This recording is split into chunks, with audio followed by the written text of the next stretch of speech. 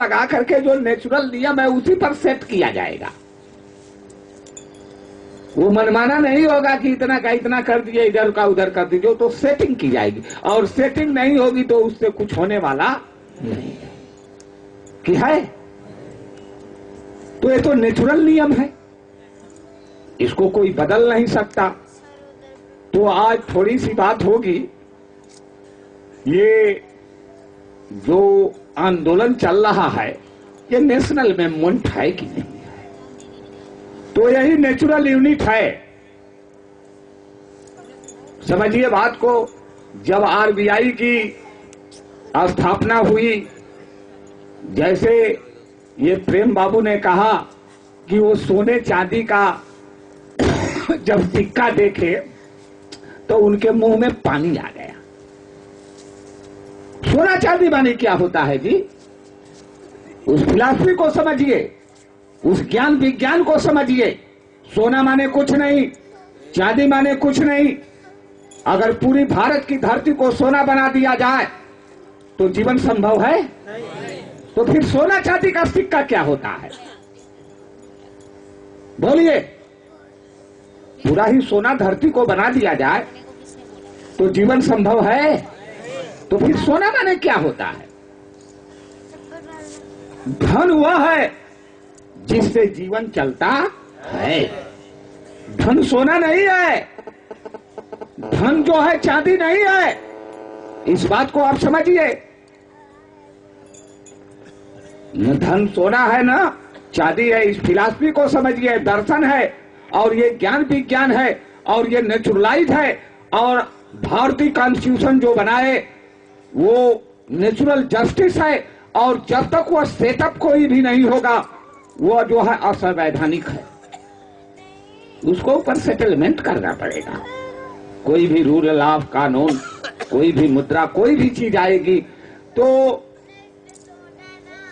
सोना की बात होगी। धीरे धीरे इसको समझिए।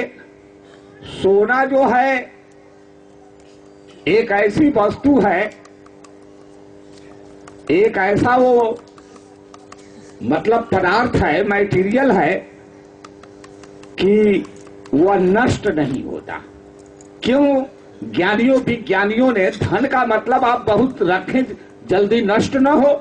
जैसे आलू है, गेहूं है, चावल है, गन्ना है, तो ये तो साल भर में रखे रहिए तो नष्ट हो जाएगा। इसको स्टोर नहीं कर सकते। इसको आप चाहें कि हम स्टोर कर लें, जमा करके बहुत दिन तक रख लें, तो यह संभव नहीं है।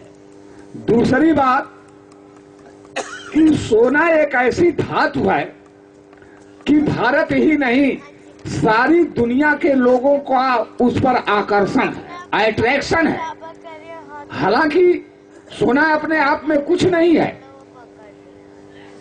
एक अट्रैक्शन है। सोने के बदले में एक समूची दुनिया में उनके अंदर दिमाग में ये सोच है कि आप सोना लेकर के कोई भी वस्तु दे देंगे, कोई भी आप आवश्यकता की जीवन की अगर वस्तुएं चाहेंगे तो मिल जाएगी।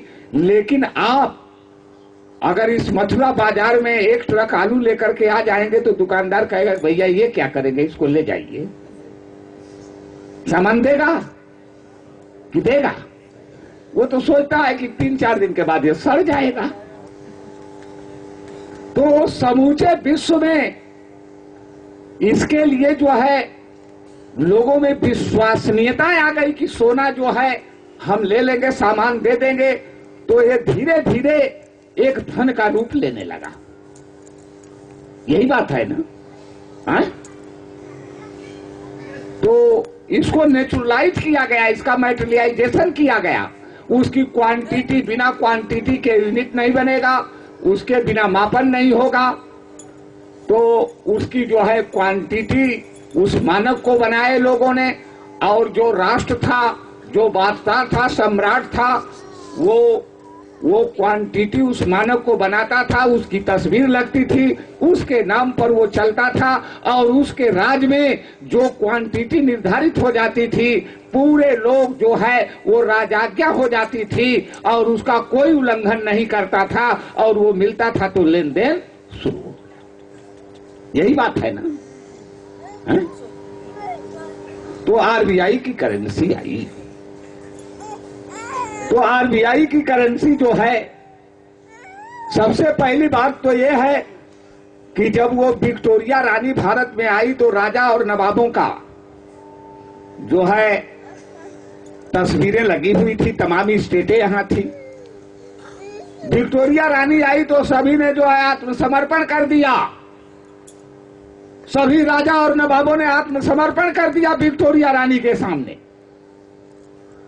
और राजा नवाबों की तस्वीर देखिए, रुपया को चेंज नहीं करेंगे। भारतीय रुपया तो वही है जब वो बनी है, रुपया है तो उसको कैसे चेंज करेंगे? वो चांदी का 1 तोले का सिक्का और सोने का 1 तोले का मोहर, वो अर्थशास्त्रियों ने भारतीय रुपया के रूप में उसको मानक और वो रखा। अंतर इतना ही रहा कि जो भी राजा आए उसमें अपनी तस्वीर लगा करके उनके नाम से जारी हो गई। यही बात न रही है? तो विक्टोरिया रानी आई तो उसका तस्वीर लग गया। अभी आप लोगों के घरों में विक्टोरिया रानी का सिक्का होगा। तो विक्टोरिया रानी तो यहाँ की साम्राज्ञी बन गई, यहाँ की सम्राट बन गई और वो चलती थी।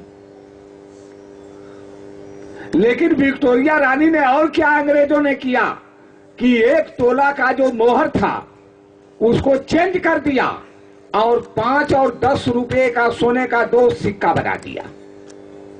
इसके बाद 15 का बना दिया। उस तेलों को घटा, उस तोले के जो उस मानक को घटा करके 10 ग्राम का कर दिया। फिर इसके बाद में अब अंक बदलता जा रहा है। तो नेचुरल यूनिट खत्म हो गई ना? हो गई कि नहीं हो गई? बोलिए। तो जब नेचुरल यूनिट खत्म हो गई तो विनिमय संभव नहीं, अब तो लूटपाट हो गई। हो गई कि नहीं हो गई? सीधी सीधी बात। और सुभाष बाबू ने उस समय भी कहा कि इस डिवैल्यूएशन से करोड़ों रुपए का लूटपाट हो रहा है और आर्थिक आजादी का जो है बहुत बड़ी समस्या उनके सामने खड़ी थी कि इसका समाधान कैसे किया जाएगा। अंग्रेज तो चले जाएंगे, शासन सत्ता तो भारत के कोई भी प्रधानमंत्री बन जाए, राष्ट्रपति बन जाए, चाहे जो नाम रख लीजिए, उसको राजा कह लीजिए या जो शासन करता है उसको भगवान कह लीजिए, प्रभु कह लीजिए, आखिर कोई तो नाम रखा जाएगा ना।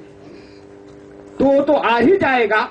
लेकिन जो ये आरबीआई, जो ये एक्सचेंज हो रहा है, लेन देन हो रहा है, इसका सलूशन कैसे निकाला जाएगा? तो सबसे बड़ी बात ये थी जो सामने आई, बात उनके सामने उसका समाधान निकला और आरबीआई का विकल्प। आरबीआई तो जो है ब्रिटेन का बैंक था, ब्रिटेन रूल से चलता था, वो भी स्टेट यूनिट थी, वो जो है कमर्शियल यूनिट भी नहीं थी, वो बदलते रहते थे। जैसे मथुरा में जो किलो का बाट रखा हुआ है वो तो किलो का बाट सबके लिए बराबर देगा, लेकिन दुकानदार जो बैठा हुआ है अगर उस किलो के बाट को घटाएगा, बढ़ाएगा या उसमें कम कर देगा या उसका अंक ही 1 किलो का बाट है और 1 के दाहिने 1 सोना बढ़ा देगा, 10 किलो कर दिया, तब तो कमर्शियल जो है किलो नहीं रह गया, वो तो व्यक्तिगत किलो हो गया ना। है बताइए। तो वो घटता बढ़ता रहा।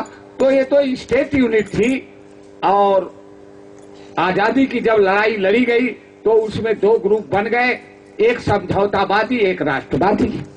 समझौतावादी कहते थे कि समझौता किया जाएगा, राष्ट्रवादी कहते थे कि समझौता से आजादी मिलने वाली नहीं है। तो ये नेहरू और गांधी जी समझौतावादी हो गए और सुभाष बाबू ने कहा कि भाई समझौता से आजादी नहीं मिलेगी, भीख मांगने से आजादी नहीं मिलेगी, तो विचार हुए। तो आजाद हिंद सरकार बनी, आजाद हिंद फौज बनी, आजाद हिंद बैंक की स्थापना यानी आजाद हिंद बैंक करेंसी का सूत्रपात हुआ। यानी 1 तोला चांदी का जो सिक्का था उस सिक्के पर शहीदों के गुरुदेव नेताजी सुभाष चंद्र बोस की तस्वीर आई। तस्वीर उस पर लगी, वो सिक्का देखिए इंटरनेट में निकाल करके, उस पर तस्वीर लगी।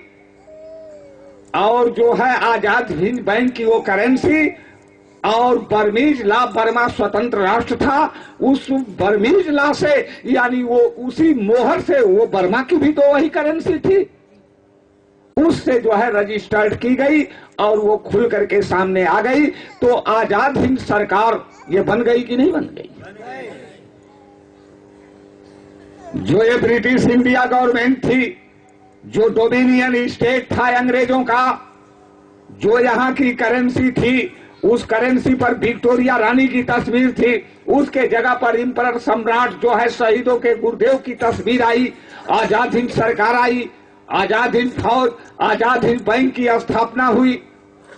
और जब वो बर्मा की तरफ से इधर आगे की तरफ बढ़ रहे थे तो यहाँ दिल्ली में बैठ करके समझौतावादी जो है ब्रिटेन के ऑफर पर समझौता की बात कर रहे थे। जंग चल रहा है, इधर समझौता की बात हो रही है। सुभाष बाबू ने रंगून से संदेश दिया कि समझौता मत करो। तूने भारत की जनता को, पूरे भारतवासियों को विश्वास दिया था कि डू और डाई, करो या मरो, अरे रहो। अब अंग्रेज भागने वाले हैं, लेकिन ये समझौतावादी नहीं माने और इन लोगों ने समझौता कर लिया। और समझौता जब कर लिया और आरबीआई को ही वो जो तस्वीर विक्टोरिया रानी की थी, वो जो सिक्का था, जब उसी को आरबीआई को ही ये इनका बैंक और समझौता हो गई, तो आर्थिक गुलामी को इन लोगों ने जब कबूल ही कर लिया, तो इस बात को आप समझिए, इस पर विचार करिए कि जैसे राजा और नवाबों ने विक्टोरिया रानी के सामने अपना मत्था टेक दिया और देश को गुलामी में भोंक दिया, उसी तरह से नेहरूवादियों ने और ये कांग्रेसियों ने और ये कांग्रेसी कल्चर के जितने भी नेता लखनऊ और दिल्ली में बैठे हैं, ये बताइए ये विक्टोरिया रानी और अंग्रेजों के यहाँ अपना मत्था टेके हैं कि नहीं? टेक दिए कि नहीं टेक दिए? बोलिए, टेक दिए कि नहीं टेक दिए? और उस ऑफर पर समझौता हो गया और दिल्ली के लाल किले पर ये जवाहरलाल नेहरू ने झंडा फहरा करके पूरी भारत की जनता को झांसा दिया कि हम गुलाम हो गए हैं, लेकिन जो है अरे हम आजाद हो गए हैं, लेकिन हमको इस तरह से अकल के जाल में आर्थिक गुलामी में फंसा दिया गया कि भारत की जनता न इसको जानेगी और न कभी आजादी। यही हुआ ना। तो अब ये बताइए, ये जो लखनऊ में मुख्यमंत्री जी बैठे हैं, ये आजाद हिंद सरकार के सामने आत्मसमर्पण नहीं करेंगे? अब भी तो कर दें, करना पड़ेगा। बोलिए, अरे भाई कर देंगे तो क्या नुकसान हो जाएगा? है? और जहां तक नेशनल मूवमेंट की बात है, इन लोगों ने जब आरबीआई का बैंक जो था, जब भारत की लूट कर रहा था, शोषणवादी वो व्यवस्था थी, तो ये तो कोई नेशनल मूवमेंट नहीं था, ये कोई आजादी नहीं थी। और उसको ये आरबीआई को ही भारतीय बैंक कह करके देश की जनता को इन लोगों ने भ्रमित किया। तो नेताजी सुभाष चंद्र बोस ने जो फार्मूला दिया, डिटरमिनेशन नॉट टू बारो loans as it may destroy the economic future of the country। उसी समय ये सिद्धांत है आजाद हिंद बैंक का। ये देखिए सिद्धांत है और ये सिद्धांत सब सामने रखा जा रहा है। और यहाँ के जिलाधिकारी महोदय जो हैं, ये भी आईएएस हैं कि नहीं है? और शहीदों के गुरुदेव नेताजी सुभाष चंद्र बोस भी आईएएस हैं। और उन्होंने इस नेशनल मूवमेंट के लिए, क्योंकि अगर वो आईएएस बन गए होते तो उस आरबीआई के बैंक उसके फार्मूले पर जो ब्रिटेन का फार्मूला था, जो शोषणवादी था, जो भारत की आजादी नहीं थी, जिसमें गुलामी थी, उसको कबूल किए होते, लेकिन वो कबूल नहीं किए, उस डिग्री को फाड़ करके फेंक दिए और उन्होंने ये फार्मूला दिया कि जब तक भारत की करेंसी नहीं होगी, ये आजाद हिंद बैंक करेंसी का सूत्रपात किया उन्होंने और ये रख दिया। ये नेशनल मूवमेंट है, ये नेशनल मूवमेंट है, डिटर्मिनेशन नॉट टू बोरो। ये आजाद हिंद बैंक करेंसी का ये प्रिंसिपल है और ये नेशनल मूवमेंट है। और ये जिलाधिकारी महोदय जो बैठे हुए हैं, ये भी आईएएस हैं। अगर इसको काट दें और नहीं तो आत्मसमर्पण कर दें, इसके अलावा कोई दूसरा रास्ता। ये नेशनल मूवमेंट है कि नहीं है?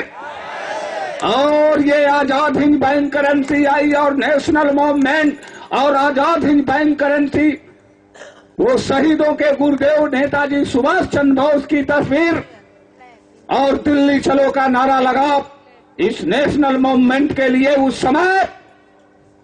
तो अब तो जो है ये आज भी नारा लग गया, दिल्ली चलो और आजाद हिंद बैंक करेंसी से लेन देन होगा। तो ये नेशनल मूवमेंट है कि नहीं है? ये नेशनल मूवमेंट है। और अगर नेशनल मूवमेंट नहीं है, अगर ये राष्ट्रीय आंदोलन नहीं है, तो आने इसको बताने ये नेशनल मूवमेंट है। और जो कॉन्स्टिट्यूशन बना है, जो इस समय भारत का कॉन्स्टिट्यूशन है, उस कॉन्स्टिट्यूशन के आर्टिकल 51A में नेशनल मूवमेंट, ये जो आजाद हिंद बैंक करेंसी है, यह संप्रभुता है और संप्रभुता की रक्षा करना राष्ट्रीय आंदोलन है। उसमें भी उठा करके देखें तो ये आर्टिकल 51 का ही अनुपालन करें। करना चाहिए कि नहीं करना चाहिए? बोलिए, करना चाहिए कि नहीं करना चाहिए?